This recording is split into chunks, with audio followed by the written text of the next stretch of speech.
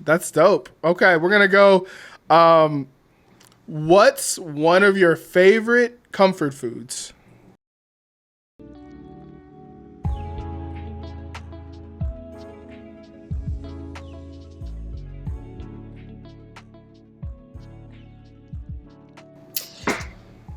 Macaroni and cheese, bar none, favorite, baked. Okay, Baked. Yeah, don't yeah. give me them shells and cheese. Like baked macaroni out the oven. Yes, favorite. Does your mom have to make it? Who has to make it for you, or is it? Do you So make I'm it? as long as it's good, you know what I'm saying. I believe in all mac and cheese. You know what I'm saying. So 1,000,000%. like my aunt Jackie, she used to make like a whole pan just for me, right? Oh, Um, I know it's serious. My mom makes a great one. My grandma makes a really great one. I'm just a fan. You know, yeah. if you can make really good macaroni and cheese, you know, I see you. You know what I'm saying? Like I'm not gonna discriminate, you know, from that. Like, oh, it just gotta be. Nah, I'm you know, equal opportunity. If it's good, That's you great. know, I'm good with you. So yeah. Because I know a lot of people have their favorites. They're like, yeah, I won't eat it if my cousin makes it, and it's like, that, if it's good, No, it's good. Like it don't really matter at that point. I don't discriminate. I don't do that. Mine's is always chicken and dumplings.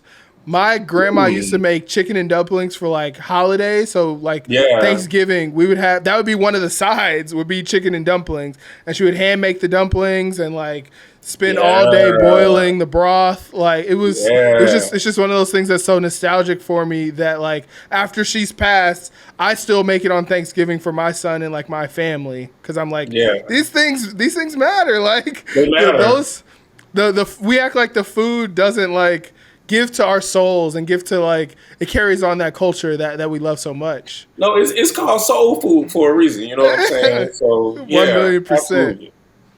I've been seeing a camp of people trying to say like we should move on from soul food. How do you feel about that? So there's this segment.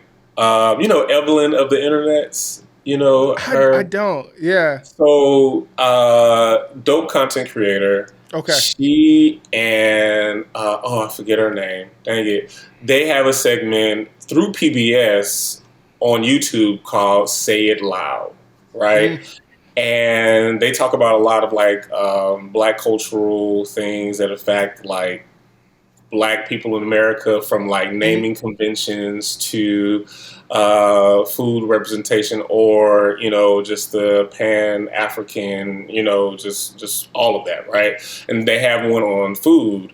And the conversation around it is where so much of identity is mm-hmm. tied into food, especially when we talk about different generations. And so, like, if you got your Uncle Roy, right, who grew up, you know, he all of like 73 right now, who grew up a Mm-hmm. very specific way around food, and then you got like the Gen Z era who was like, oh well, you know, this kale salad, and it's like judging, you know, this person, and but you know, and so there's there's a lot of nuance that comes with you know identity, especially for Black people concerning Mm-hmm. food, and so um, it's one way to have the conversation around like celebrating some of the challenges that Black people have gone through. You know, like Mm-hmm. we literally had scraps like that was considered trash, and we turned it into a delicacy, like where Yep. people around the world are like, "Oh, let me taste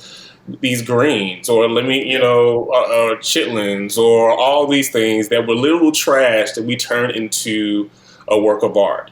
And so Mm-hmm. there's one way to like celebrate that, and it's like now that there's more options and more opportunity, what does it look like to have a cornbread that's made with a different kind of milk? You know, let's say Yep. it's Yep. or you know what I mean. So I think that there's a something to be said about both of those worlds. I Yeah. mean. let's talk about Juneteenth weekend. That's celebrating a very specific thing in Black history, and I'm sure they had very specific food that they were celebrating with, For sure. on that, on that day. And so, I think, I'm still eating all the soul food, right? But I'm also, I like a good avocado toast. You know what I'm saying? I like a really good, I don't know, flounder, Yeah. But I think it's really just about acknowledging one part and not looking down on it. I think it's mostly the attitude. It's like, oh, that's so beneath me. That's It's fair. like, Okay. but Yeah. is it? Let's really talk about it. What would you have been eating 80 years ago? If you were in a certain situation. And so I think it's mostly just the attitude around it. You don't have to be so condescending. Like, it's food. If it's good, eat it. You can move right past. You don't have to. You don't have to grab none. But yeah, it's that uppity mentality to where like we're above that. We're moving past that, and it's like that those foods got us here. Like they got your genes to this point to have you existing. So we gotta honor them, and give them a little respect. So absolutely. I just always find it funny. I'm like, why are we arguing about this? There's so many, like, you could go do something else. Like, we don't have to. That's how I feel about the internet sometimes. I'm like, we do not have to talk about this right now. We could go do the thing we love. That's it. They want to be heard. They want to have a voice. I get it. I understand it. But 1,000,000%.